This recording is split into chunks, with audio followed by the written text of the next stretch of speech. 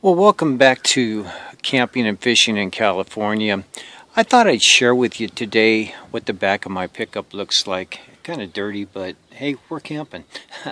But here you'll see that we have two green tubs. Those normally would have the firewood in them.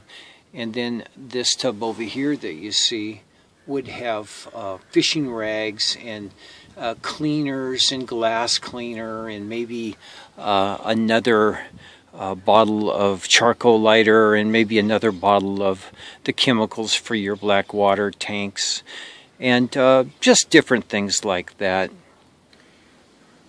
Here you'll see the types of brooms that we bring. We bring a regular kitchen broom and also a push broom, and then we bring a mop. Now, the reason for the mop and the push broom is this. At the end of a good camping trip, up there on top of that slider right there, sometimes it will collect different leaves, pine needles, oak leaves, wherever we're at, whatever we're camping in, the conditions, it'll collect that. And so at the end of the trip, just before I slide that in, I'll take the push broom up there and broom all that off, sweep it all off, and then I'll take that mop and I'll wet that mop down a little bit. And then I'll go up and I'll make sure all the rest of the dirt is off of it. And that way it's clean and ready to be used the next time. Now, in order to get up there to clean that off, what we did just about a year ago was bought this 6-foot ladder that you see here. Now, as you can see, this 6-foot ladder actually contracts down to a very small footprint. It's very easy to store, very easy to carry, about 22 to 30 pounds, and as you can see, it packs in there pretty easy along the side of your truck. You'll also see some other items. I always carry a couple step ladders, and that mat normally would go out in front of our trailer, but here we seem to have a lot of pavement and a lot of area that's nice and clean, so we don't necessarily need that out today. But the one reason that I like that particular mat, and let me see if I can zoom in a little bit, look at the weave on that. It's plastic and kind of a plastic, almost a straw-like feature, but it does not collect pine needles and oak leaves and brush and dirt, whatever you are camping in. It sheds it very easily. It's not like using it AstroTurf and all that other stuff that really sucks in the pine needles.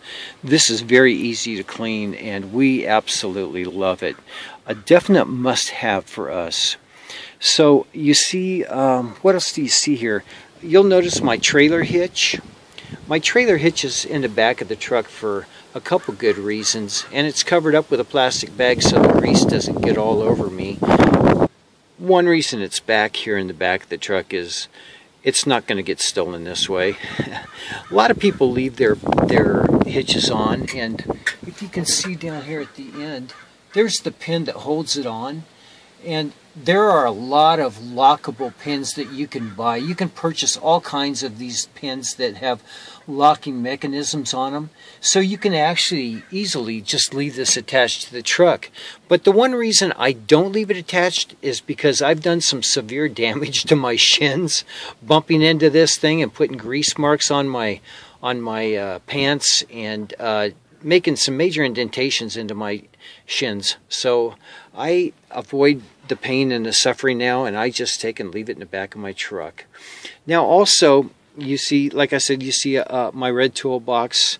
I've got more tools there, and then I've got other tools elsewhere that you'll see too. Let's see, what else do I have? Here's another pair of gloves that I carry. Like I was telling you before, I always carry spare gloves. Here's a couple hand saws that you see. Always carry your hand saws. They are a must-have. You never know when you're going to need to knock a couple little branches out of the way and use them for roasting marshmallows or something. for the grandkids, you know. Here you see a level. This level is a must-have. Anytime you back into a campground and before you unhook completely, you want to make sure that your trailer is level from side to side and from front to end. And the reason for that is because the water heater, I'm sorry, not the water heater, but the refrigerator, the coolant in that thing is very, very touchy. And if your refrigerator is not level, you could damage it very quickly and very easily. So always level off before you unhook, or before you slide out the slide out, or before you put the stabilizers down. Make sure you're totally level. Good thing. Another thing that we always carry is this spade. I've already used it 3 or 4 times here, and it's just good to have. Sometimes when you level off your trailer, instead of using those blocks, you may be sitting in dirt, and it might be easier to just dig a little bit out and just drop your trailer into a little bit of a rut. It might be a lot easier than leveling it off that way. So this is used for all kinds of things. You just don't want to go camping without a good military grade spade there. Also, skill driver. You never know when you're going to use that and what you're going to use for. I have a 3/4 inch bit on the end, or socket, and I simply use it to level off my trailer with, or to drop my stabilizer bars. So very good tool to have for that if you want to do things that way. Also a spare flashlight there. And here you have some tire gauges. Now when I used to drive the big trucks, this is the tire gauge that we would use for the big trucks. Very accurate, very strong, and usually will last a long time. But I always keep it honest by using a small one too. I always double check my work with a small, lesser expensive one. And then this is a hose cheater. A lot of times when you pull into a campground and you want to get some water, they will have filed off the threads or have a non-threaded outlet. And so what you do is you just unscrew this clamp and back it out and expand it out to where you can get this over the spigot, and then just simply tighten it down real well, and then screw your hose onto this, and you're back in luck. So hose cheater is very, very good to have.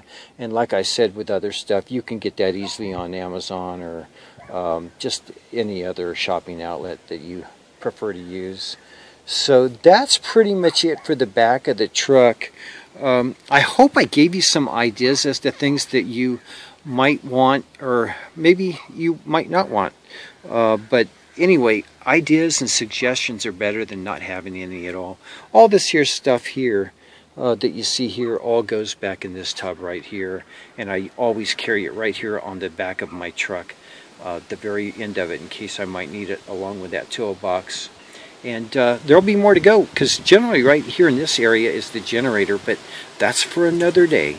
So thanks for being with us. Again, please be sure and join our website, and just enjoy the things you see there. There's a lot of information, a lot of tidbits, experiences that we've gone through, and just a wealth of information for you.